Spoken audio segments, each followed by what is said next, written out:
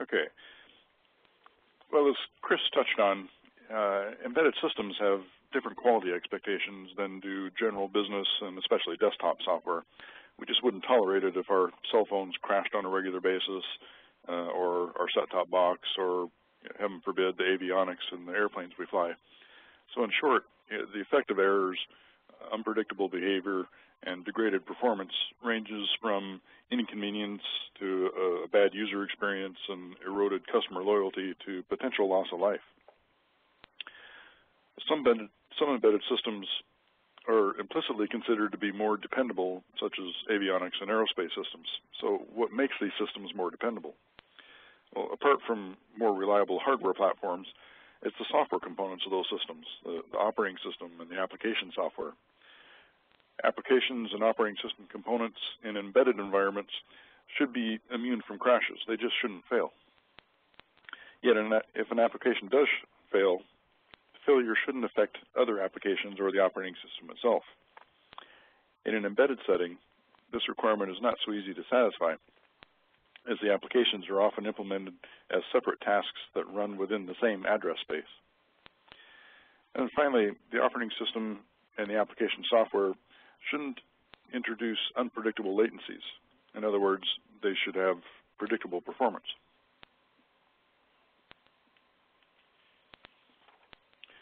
So embedded systems require us to examine every aspect of how we develop software and how those practices affect quality both positively and negatively. Our topic today, memory management, impacts on each of the goals that I mentioned on the previous slide, that being immune from crashes, predictable performance, predictable resource consumption, and not harming other tasks if something does go wrong. Achieving these goals requires a rethinking of fundamental programming concepts. And those concepts include task scheduling, synchronization across multiple tasks and processes, locking strategies, deadline management, memory management, and others. That rethinking for all those concepts has to enforce a system design that avoids unsafe programming practices that introduce unpredictable software behavior. For example, unpredictable latencies can be introduced by techniques such as message passing or garbage collection. So these techniques should be avoided. Our presentation today will focus on the fundamental programming concept of memory management. The benefits of sound memory management practices are safe, predictable, and robust systems. On the other hand, inattention to proper memory management leads to slow and or unpredictable performance, which could be the result, for example, of memory fragmentation and instability or failures due to memory leaks. Stated another way, why is it so important to concentrate on memory management? Well, it's because safe, predictable, and efficient program execution is often the result of proper memory management, while, on the other hand, faulty memory management can cause a multitude of problems.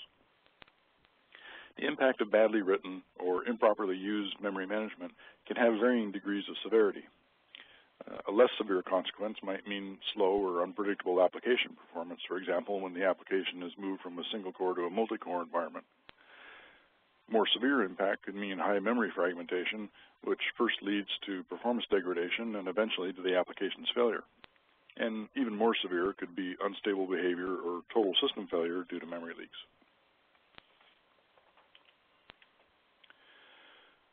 Well, memory management is of such importance that it's singled out in safety standards, as we see in this quote from the DO 178B standards document, where they say, software design standards should include constraints on design, for example, exclusion of recursion, dynamic objects, data aliases, and compacted expressions. Software designers who develop safety-critical applications for airborne systems are well aware of the risks of unsound memory management. Industry norms dictate that safety-critical applications should avoid using techniques that could introduce instability. So those of you in the audience that are involved in creating airborne systems are probably already familiar with the DO 178B standard. So, dynamic objects in that quote refers to objects created in the application through dynamic memory allocation, which is a technique in many programming languages, including C and C++, in which system memory is allocated to processes on an as-needed basis at runtime. Normally, the C runtime library provides Malloc and free functions that allow applications to allocate and release memory. Application developers tend to use these functions liberally without really thinking about what's happening underneath the hood when Malloc is called, and also without considering the consequences of using these functions incorrectly. And when I say incorrectly, I don't mean the mechanics of the function call. I mean from the standpoint of the practice of dynamic memory management.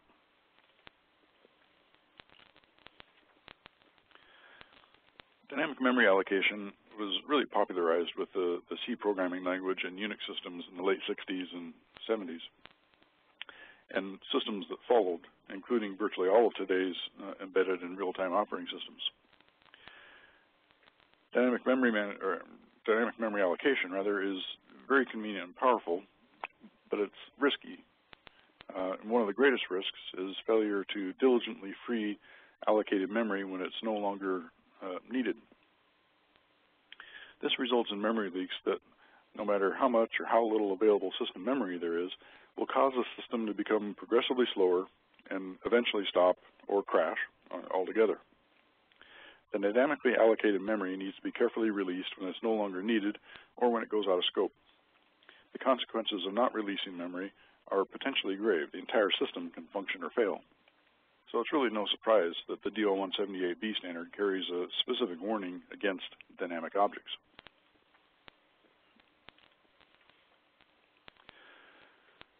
The standard memory management routines have no limitations put on them other than the amount of memory available. For embedded systems, we advocate putting the application in a box, so to speak.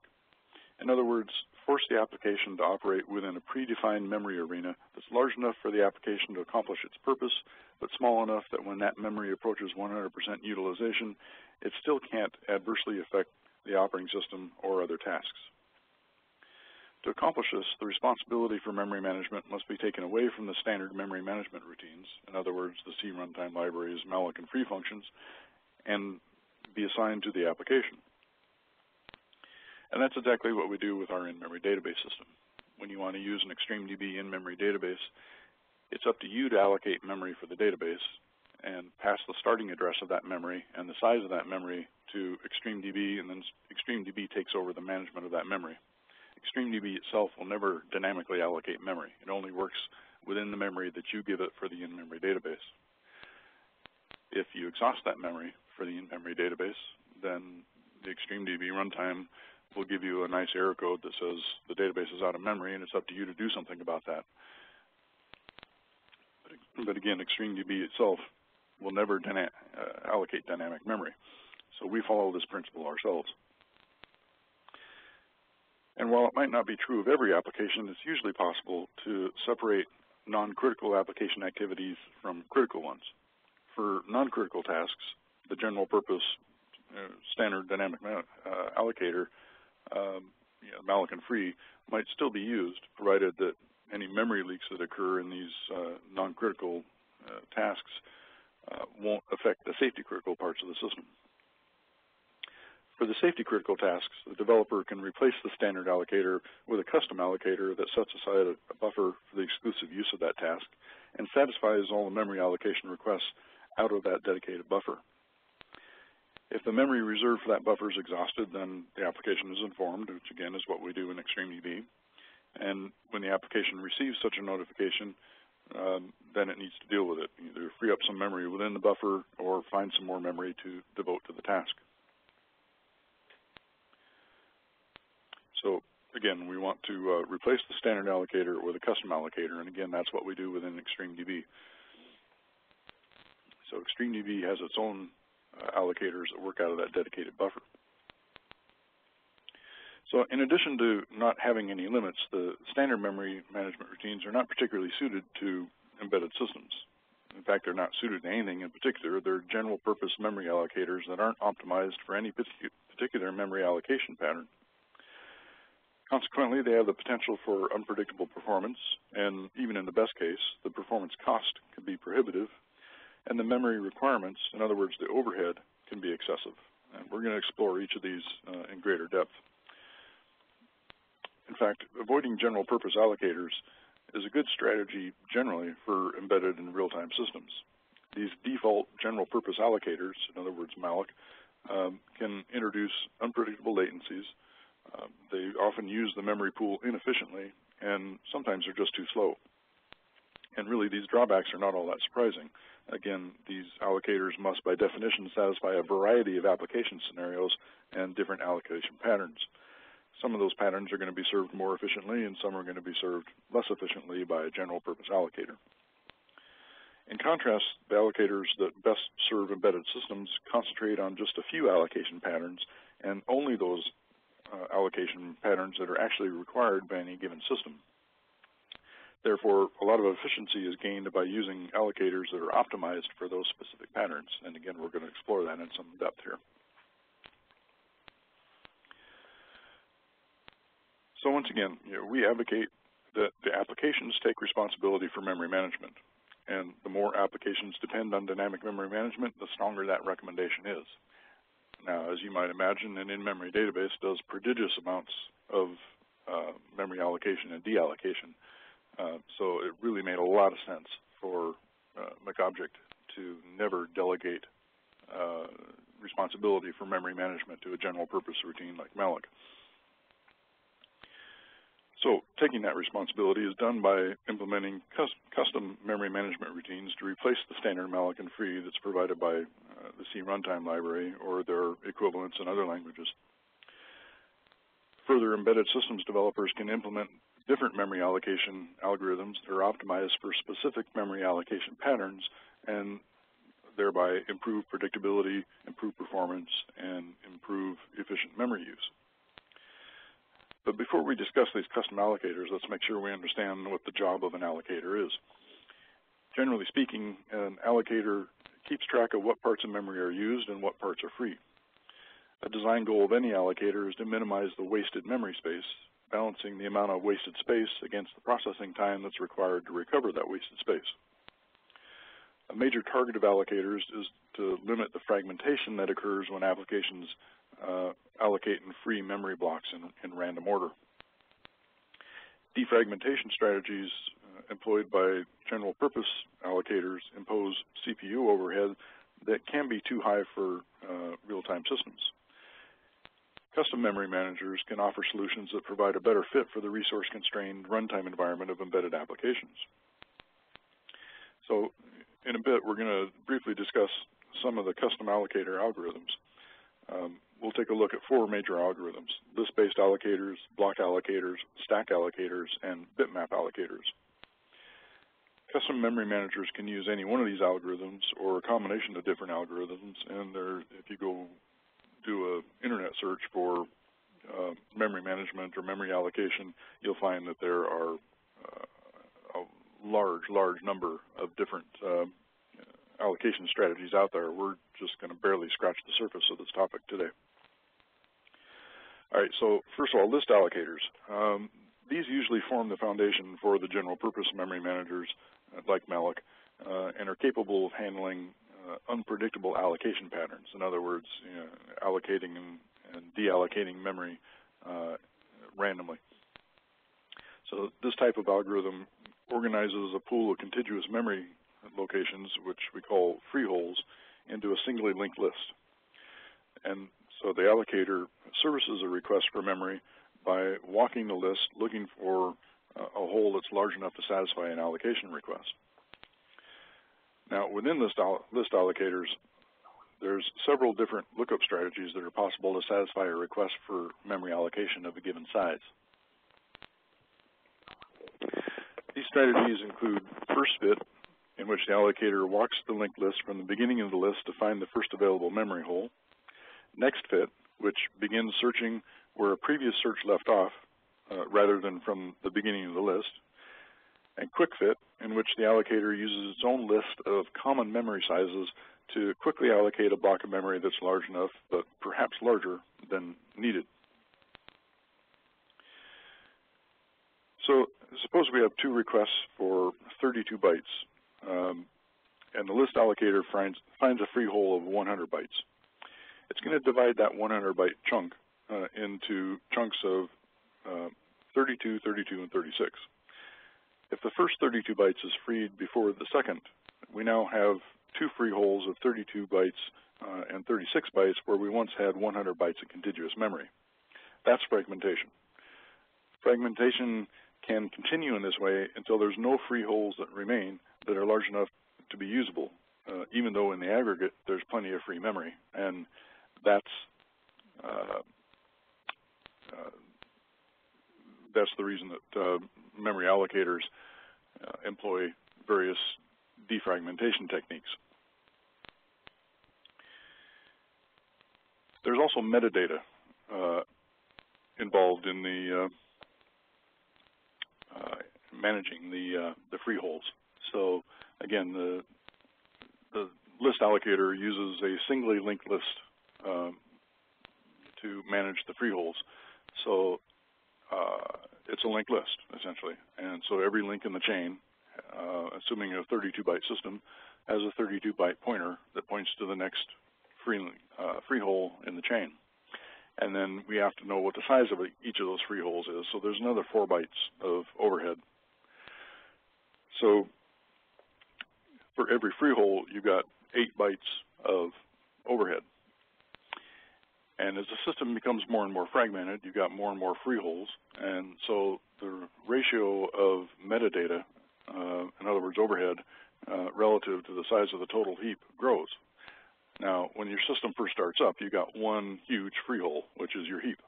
And so there's only one link in the chain, so the amount of metadata as a percentage of the total size of the heap is really meaningless at that point. But over time, as that chain of free holes grows because of fragmentation, the amount of metadata as a percentage of the total size of the heap gets larger. And in resource-constrained embedded systems, that can be a real problem. So list allocators impose a lot of overhead. They don't use the memory very efficiently. That's the moral of the story there.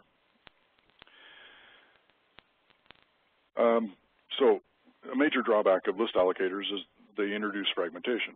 So the more task-specific allocators can provide greater efficiency than generic list allocators.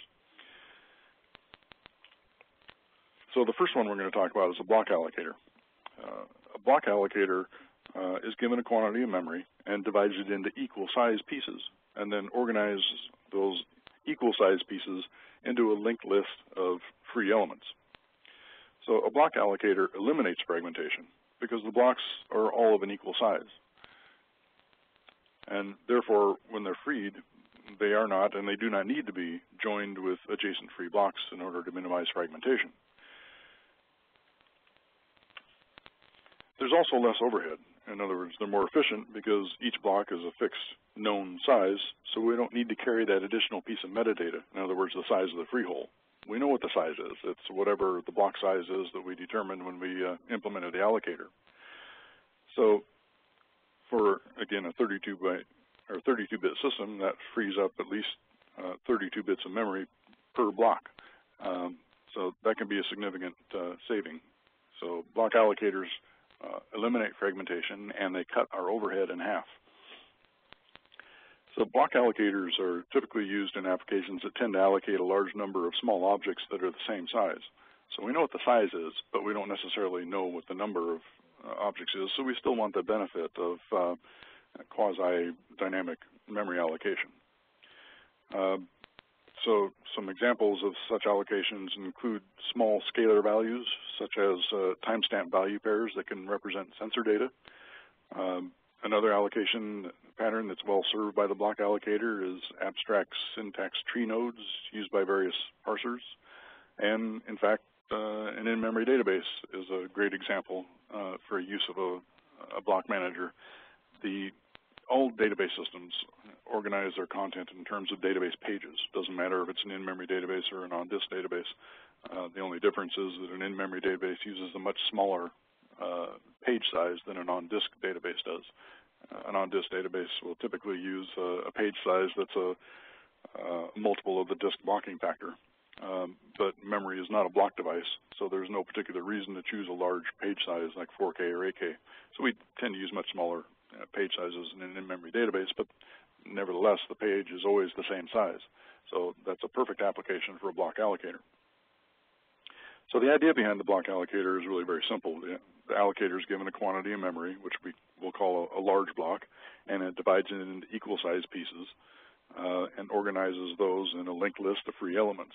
So to serve a request for memory, the allocator returns a pointer to one piece and removes it from the list, typically the first piece in the list. There's no reason to walk the list.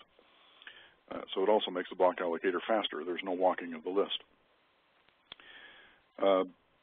When there's no more elements in the free list, then you can go get a new large block, if that's an okay thing to do in the context of your application, and then build a new list of free elements.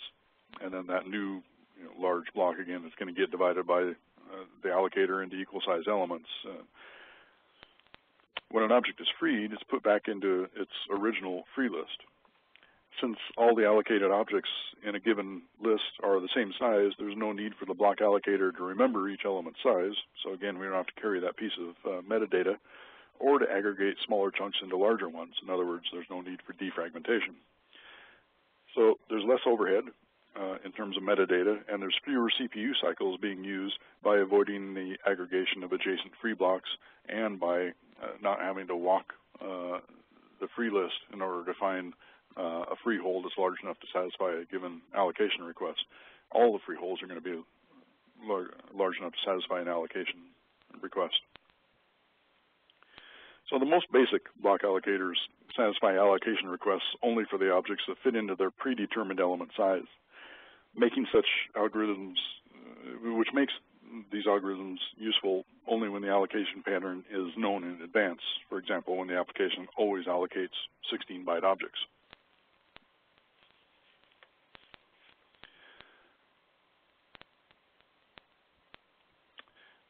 So in practice, many memory managers, including database memory managers, need to satisfy several allocation patterns. So to take advantage of the simplicity of the block algorithm while at the same time dealing with its variability, a block allocator can be combined with some other technique into a hybrid manager. For example, a block allocator can maintain multiple lists of different size elements and then choose a list that is suited for a particular allocation request.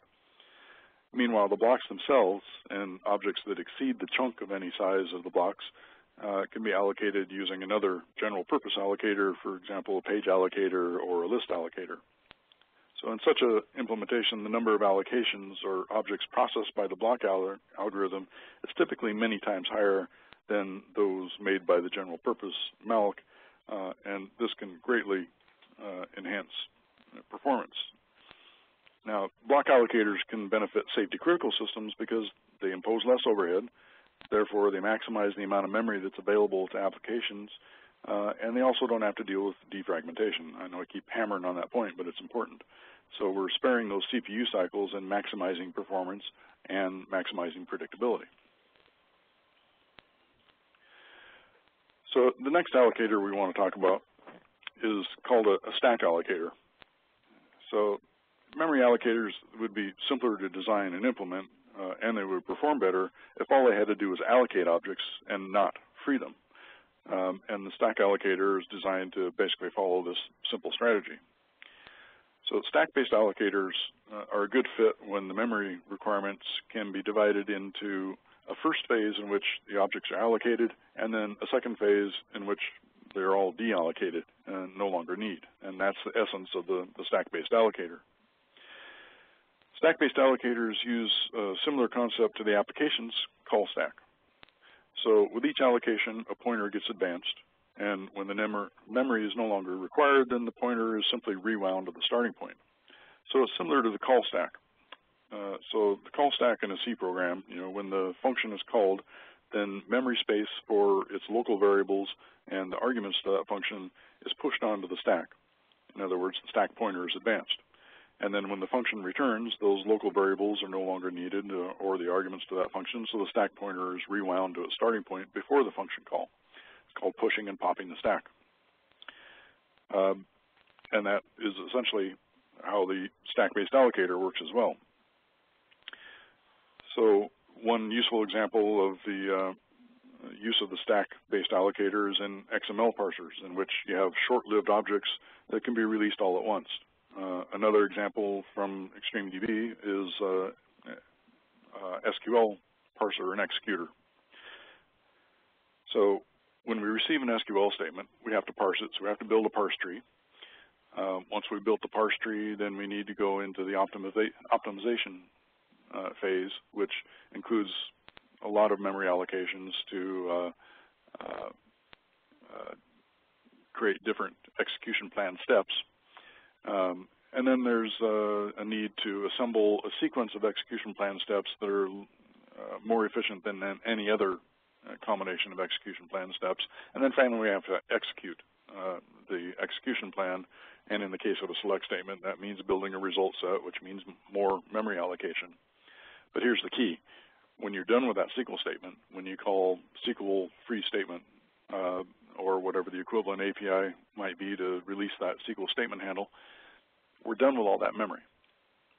So it fits nicely into the strategy for which the stack allocator is intended. In other words, you have a first phase where you're doing a whole bunch of memory allocations, and then you have a second stage where you're just done with all that memory. So an important byproduct of the stack-based allocator approach is improved safety. So with the stack-based allocator, it's really impossible to accidentally introduce a memory leak through improper deallocation because the application doesn't have to track individual allocations. We just keep advancing that pointer, and then when we're done with that memory, we rewind the pointer, and we free all that memory all in one move. So, using my SQL parser example, we may have done hundreds of thousands of memory allocations to build the parse tree, go through the optimization and the execution and so on, but we didn't have to keep track of every single one of those individual allocations. We just rewind the pointer. So we eliminate the possibility for a memory leak. There's also virtually no overhead associated with the stack allocator. There's only one pointer. So whereas the list allocator had its chain of pointers, and for every pointer in the chain, we also had to keep track of the size of each free hole, with the stack allocator, there's only one pointer. So again, in a 32-bit system, there's one 32-bit pointer that gets advanced and rewound as needed. So virtually no overhead. You're using the heap for actual applications use, not for a bunch of metadata. There's a big performance advantage, especially on deallocation, because instead of having to call free thousands and thousands of times, we just rewind the pointer. But there's also an advantage relative to list-based allocators on allocations, because we don't have to walk a list to find a free hole large enough. We just advance the pointer. So there's a lot of built-in advantages to the stack-based allocator. And there's another safety component to the stack-based allocator, which is that with both the list allocator and the block allocator, we have this chain of pointers. So if you take a free hole out of that chain, and let's say the free hole is 32 bytes, and you write 36 bytes into it, in other words, you'd have a memory overrun, you're clobbering that metadata. You're clobbering that linked list of pointers to free holes. So you've compromised the integrity of the allocator's metadata. And once you've done that, that allocator is finished. It's done. It's been corrupted. It's no longer usable.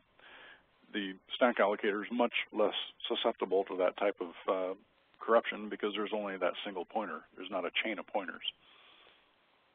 So it's a safer allocator from that perspective. All right, this next allocation algorithm is a bit more complex. It's called the Bitmap allocator. The Bitmap allocator acts on the memory pool by allocating objects in pre-specified units that we call the allocation quantum. The size of the quantum can be a word or a double word. For example, I mean, the quantum can be any size that makes sense, but typically a word or a double word makes sense. And the bitmap itself is just a vector of bit flags with each bit corresponding to one quantum of memory. So a bit value of 0 indicates that that quantum is free, whereas a bit value of 1 indicates that that quantum has been allocated. So the bitmap allocators are a little bit similar, well, have similarities with both the list allocator and the block allocator. So it's similar to the block allocator in that each quantum is of a fixed size, but with the bitmap allocator, we can allocate multiple quantums together and allocate memory in more or less random amounts, similar to the list allocator. So if let's say our quantum is 4 bytes, and we want to allocate 16 bytes of memory. Well, we just need to look down the bitmap until we find 4 adjacent bits that all have the value of 0, indicating that those 4 adjacent quantums of 4 bytes each, adding up to 16 bytes, are free. And we can flip those bits and return the pointer to the first 4 bytes, and we've allocated 16 bytes of memory. So an important characteristic of the bitmap allocator is that bitmap mechanism can allocate a group of objects sequentially, and therefore we also have a characteristics that we call the locality of reference. That means the objects that are allocated sequentially are placed close together in the storage on the same physical page, if you will. Now, locality of reference is important or can be important in database applications. It's particularly important with disk-based databases because you have a mechanical piece of the equation there, the spinning disk, and you'd like to be able to get everything that you're going to need from the database in one rotation of the platter. But it's also important for in-memory databases because we'd like to be able to take advantage of the CPU cache.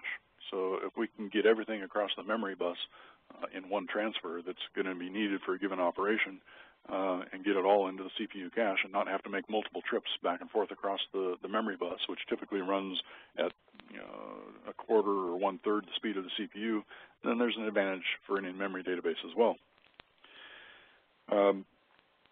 The other big advantage of bitmap allocators is that fragmentation is reduced.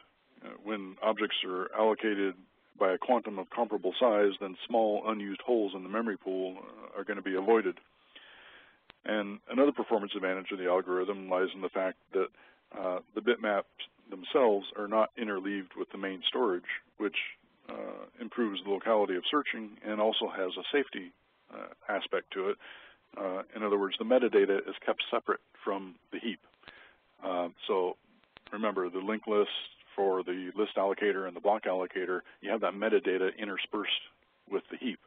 The bitmap allocator keeps its metadata separate from the heap, so it's going to be less susceptible to corruption. So what kinds of applications will benefit from using the bitmap allocator? Well, they're quite commonly used in garbage collectors and in database systems and file systems block managers. In other words, anywhere where enforcing the locality of reference and reduced fragmentation are important.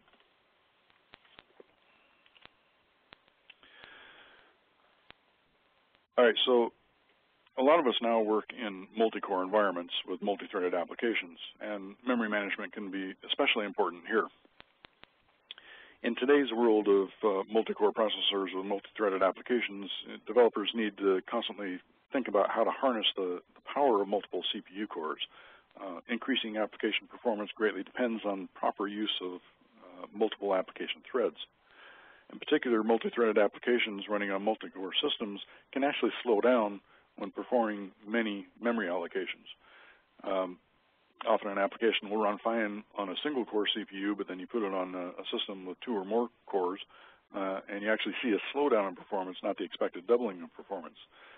Now, that performance impact is really easy to miss during the design stage because it's hidden inside the C runtime library. The cause of the problem is the standard C runtime memory management, in other words, Malloc.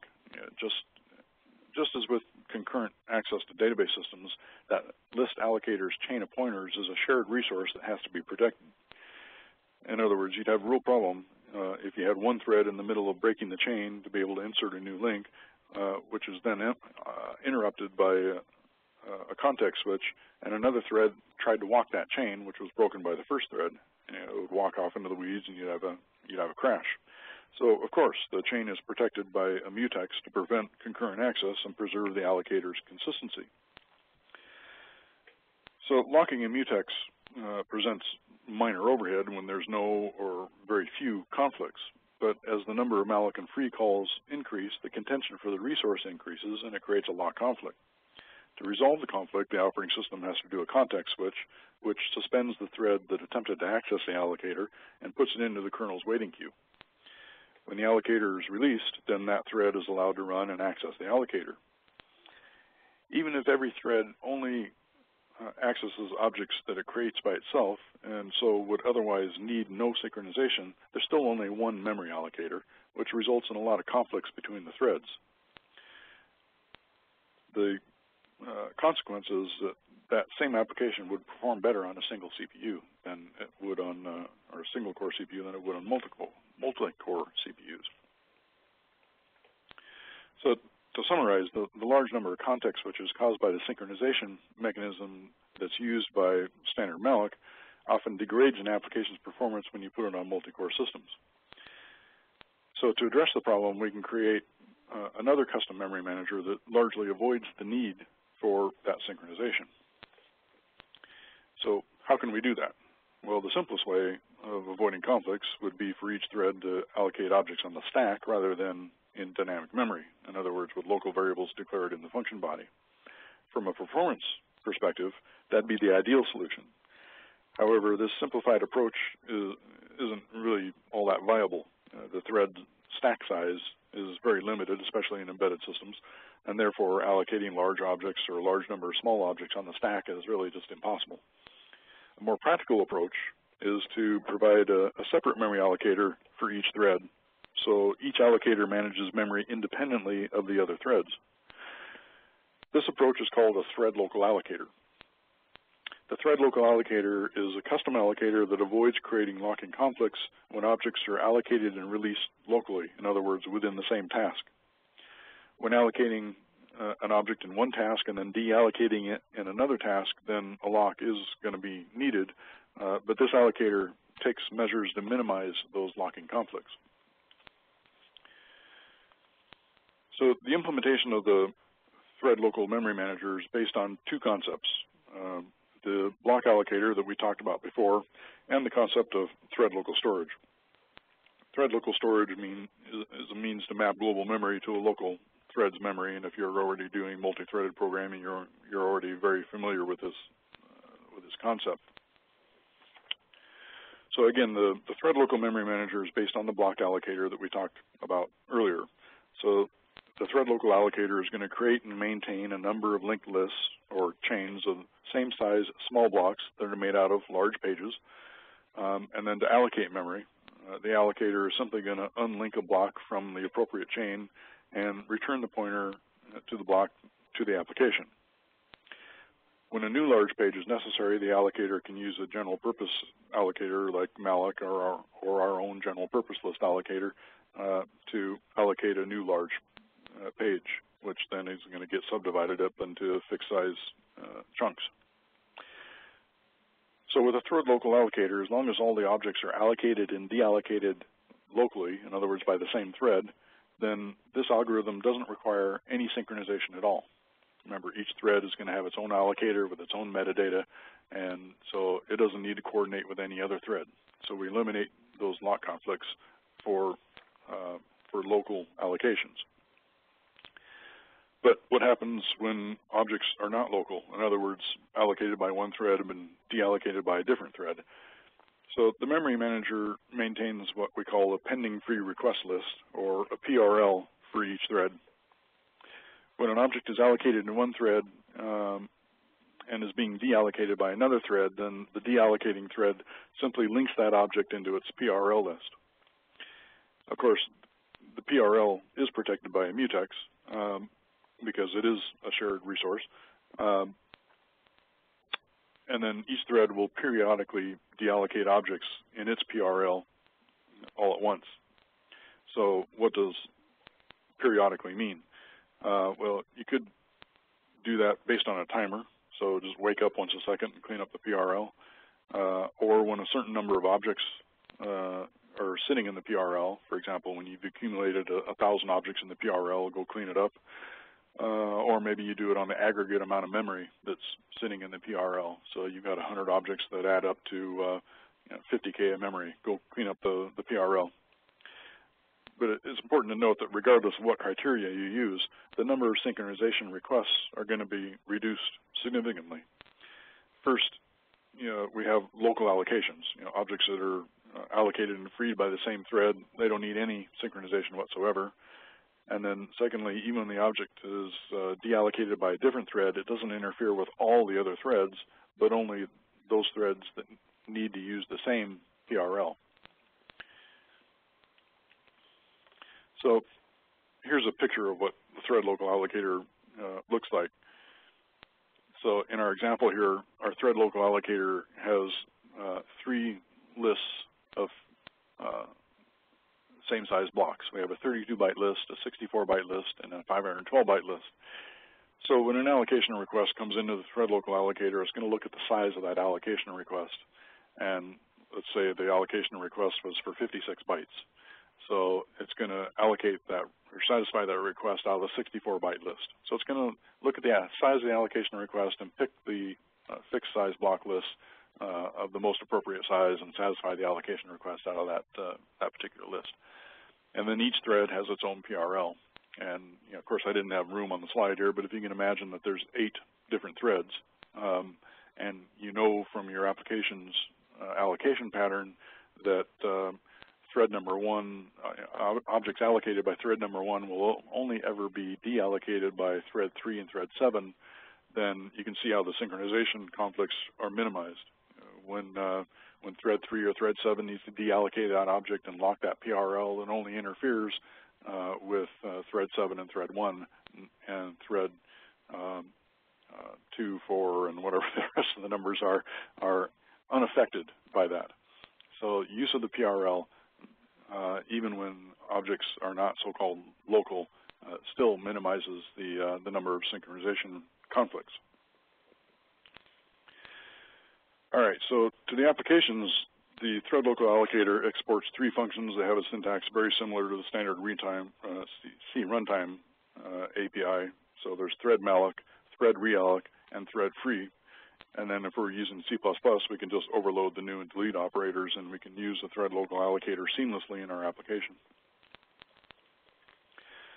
So we wrote a couple of tests to prove the theory that the thread local allocator is actually superior to Malloc in a multi-threaded, multi-core application. The first test was really the best case scenario, where all of our allocations were so-called local. In other words, the object was allocated and deallocated within the same thread. So there's no synchronization conflicts at all. And then the second test was really the worst case scenario, where every single object was allocated by one thread and deallocated by a different thread, which we call a producer thread and a consumer thread. So we ran these tests on a Sunfire X4450, which has a 4 6-core Xeon chips. So total of 24 cores. So we spun up 24 threads. And for the first, the best case test, where all the allocations are local, there's no synchronization conflicts, the thread local allocator was able to do 10 million allocation and free pairs in each of those 24 threads, so a total of 240 million allocation and free pairs in about a second. The standard Malloc took 653 seconds to do the same test, the same 240 million or 10 million over 24 threads. And the reason is simply that Malloc doesn't know any difference between local and non-local allocations. It has to lock the metadata every single time. So effectively, all those 24 threads were serialized. We used one of the 24 cores because Malloc has to protect its metadata, whereas the thread local allocator is a lot more intelligent and knows that each allocator or each thread has its own allocator and therefore doesn't need to protect that metadata. So huge performance difference in the case of thread local allocations. Now in our worst case test, where every single object is being deallocated by a different thread than did the original allocation, in this case, we only spun up 2 threads because the nature of the test, it wouldn't have made any difference whether we ran 2 threads or 24 threads. So in this case, the thread local allocator took about 24 seconds, and Malloc took about 28 seconds. Now, that's much less of a performance advantage, about 20%. And most of that 20%, frankly, is attributable to the thread local allocator just being a better allocator, a more efficient allocator than global Malloc. Remember what I said earlier about the block allocator. It never needs to walk the list. It's just going to pluck the first free hole off the front of the list and return that pointer back to the application, whereas Malloc is always walking the list. So that's where most of that performance advantage came from. We got a little bit of advantage from the pending free request list, the PRL, but again, we only spun up 2 threads, and every single, this is intended to be a worst case scenario. Every single deallocation required synchronization. So the thread local allocator, again, it's based on the block allocator, so it inherits that safety advantage of the block allocator. There's no walking of the list. We've reduced the metadata, and we also reduced the lock conflicts that are inherent in synchronization. So it also improves performance and predictability.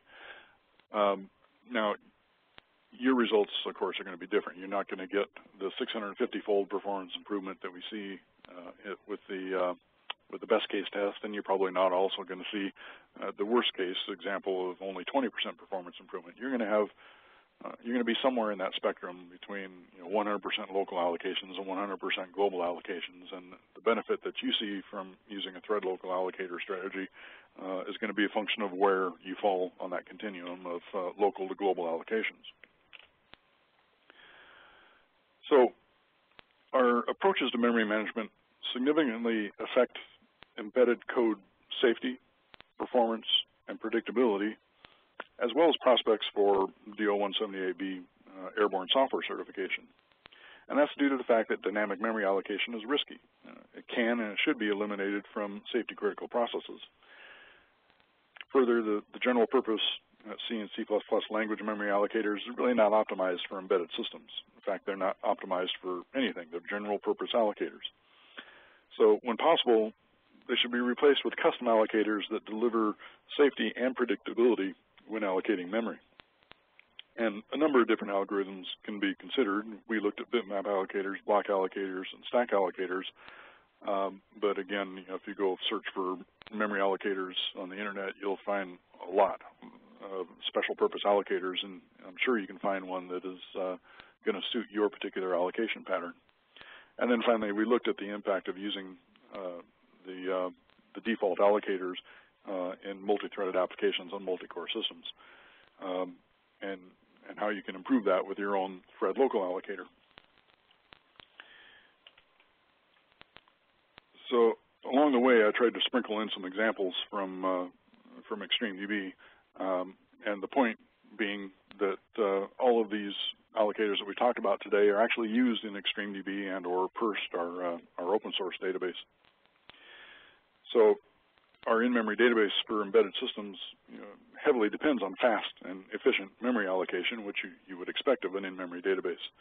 ExtremeDB is faster than our competition in part because of the custom memory managers that we've written. We've identified specific memory allocation patterns, and we've implemented memory managers that are able to most efficiently serve those particular allocation patterns. It's also the case that embedded systems often have a limited amount of memory, which puts a premium on using that memory as efficiently as possible. In other words, the goal is to use the memory to store actual data and less metadata. So here again, ExtremeDB is better than the competition because of its use of custom memory managers. We saw how the block allocator cuts our overhead in half. The stack allocator has virtually no overhead.